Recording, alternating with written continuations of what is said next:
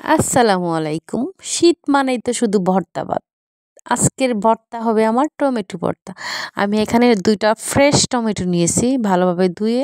এখানে একটু টমেটোটা একটু মাঝখান দিয়ে আমি একটু চিড়ে নিচ্ছি। কারণ ভিতরে টমেটোটা ভালোভাবে কুক হবে আর টমেটোর চামড়াটা একটু ফেলে দেওয়া সহজ হবে। আমি একটা প্যানে টমেটো ২ টা নিয়ে নিলাম। এখন দিয়ে দিব রসুনের কোয়া। রসুনের কোয়া অবশ্যই দিতে হবে রসুন। তারপর দিয়ে দিব কাঁচা মরিচ। শীত মানেই কাঁচা মরিচের দিয়ে সব রকম ভর্তা আরও টেস্টি হয়ে ওঠে। দিয়ে দিব দেশি কয়েকটা পেঁয়াজ। পরে আমি আবারও পেঁয়াজ দিব। একটু দিয়ে দিব লবণ স্বাদ মতো।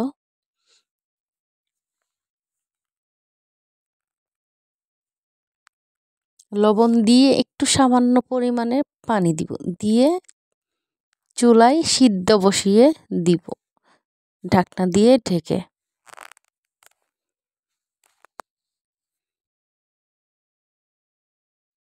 সামান্য পানি দিলে টমেটো থেকে এমনিতে পানি ছেড়ে দিবে, এই জন্য আর পানির সামান্য দিলে যাতে রসুনটা সিদ্ধ হয় আর কাঁচামরিচগুলো।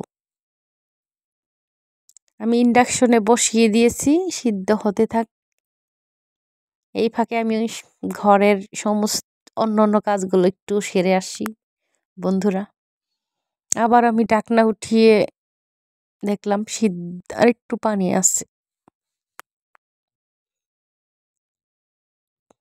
টমেটোগুলা প্রায় সিদ্ধ হয়ে গেছে, কিন্তু পানিটা রয়ে গেছে। পানিটা একটু কমে যাক, আমি একটা চামচের সাহায্যে টমেটোগুলো একটু ভেঙে ভেঙে দিচ্ছি।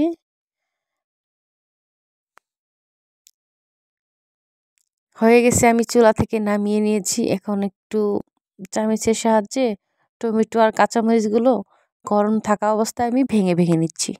এখানে আমি দেশি পেঁয়াজ দিয়ে দিলাম কিছু।